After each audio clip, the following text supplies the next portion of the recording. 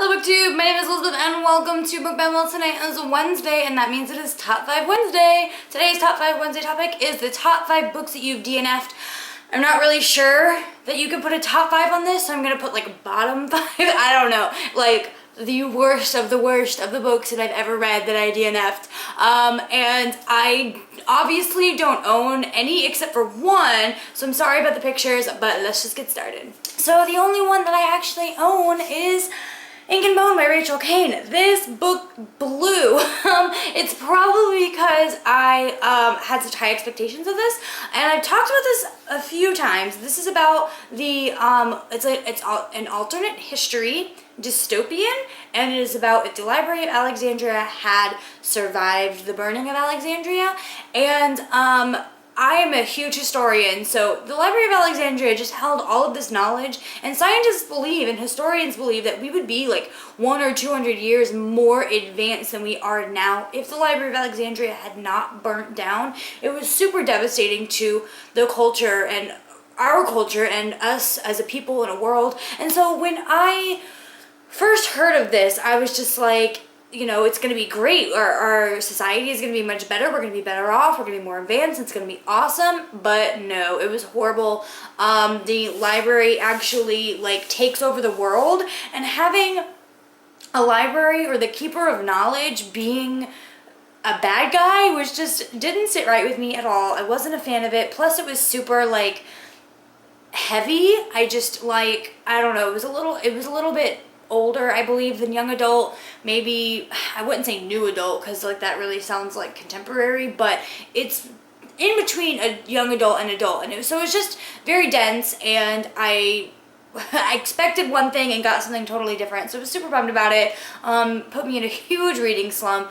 But yeah, this is probably one of the worst. Next would have to be Sarafina by Rachel Hartman. I loathed this book. It was like just super confusing, and I was really excited about reading a book about dragons. And the I think the reason why I DNF'd this is because it was super confusing. Like, it was in a new world, it's fantasy, but a lot of the people had like titles, and they weren't like usual titles that you would expect for, you know, a certain hierarchy, like duke or prince or, you know, bishop, or like stuff that we're used to. It was like weird different titles, and then everyone had a title, and then of course they had their name, and it was just really confusing because sometimes they were called by their titles, sometimes they were called by their names, and people had nicknames, and so it was just like really confusing to keep all the characters in line. And the way Sarafina, the main character, is like a hybrid between a human and then a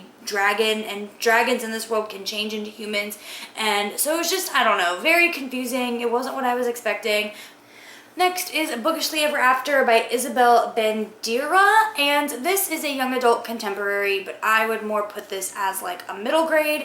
It was set in this high school with a bunch of girls, and the main character is huge YA reader. She loves all of the books. She's like obsessed with this one book series, which is very Throne of Glass like, I feel, and is just really obsessed with all things geeky and books. And so when I read the synopsis for this, I was like, I'm gonna love it, it's gonna be great.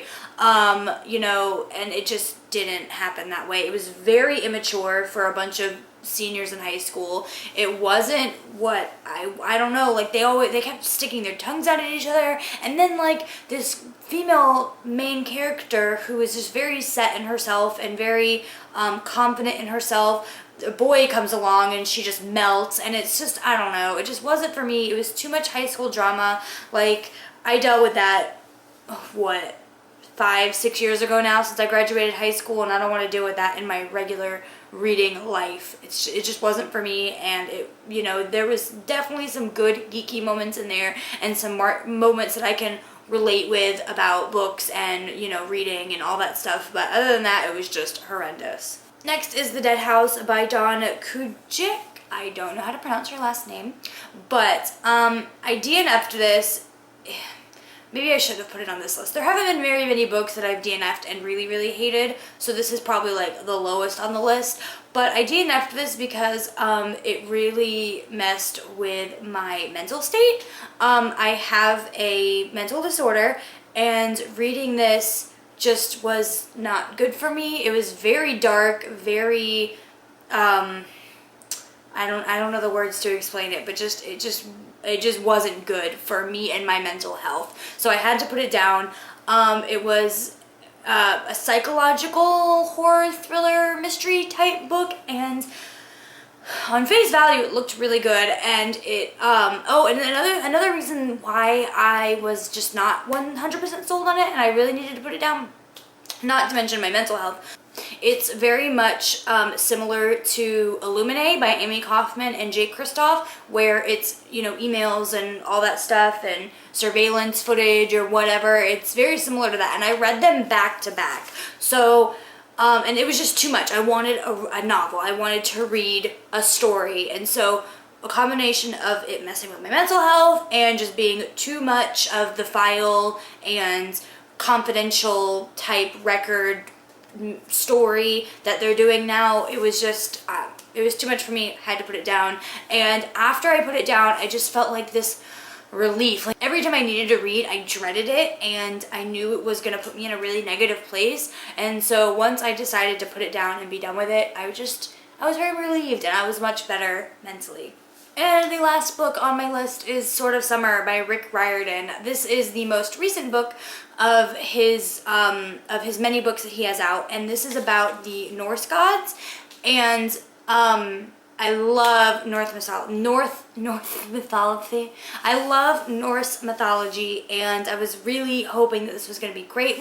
And don't get me wrong, I don't think this was a bad book. I don't think any of Rick Riordan's books are bad. I just think they're not unique. I think that the main characters are pretty much all the same, no matter what character you're looking at for all of his series. I just feel like they're all very much similar. They're almost the exact same character. All of his main characters are Percy, the guy in this one. They're just basically the same character, and it just ticked me off. And then I feel like with the story, I really need more answers. Like, how do the Greek gods and the Roman gods and the Norse gods and the Egyptian gods, how do they, I mean, they're all gods. What's the deal? Like, how do they live together and rule? And I just don't get it. I don't understand. So I had to put this one down, mainly because I was just really annoyed with the main character and how similar he was to Percy. And I am probably never going to pick up another Rick Riordan book ever in my life,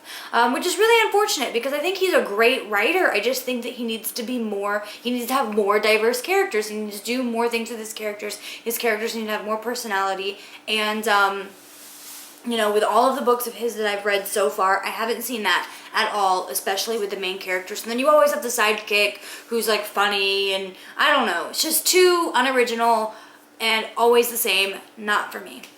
But that's basically it for my Top 5 Wednesday. I hope you guys enjoyed it. Let me know down in the comments below what books you have DNF'd that are the worst of the worst. And I will see you guys next time. Bye!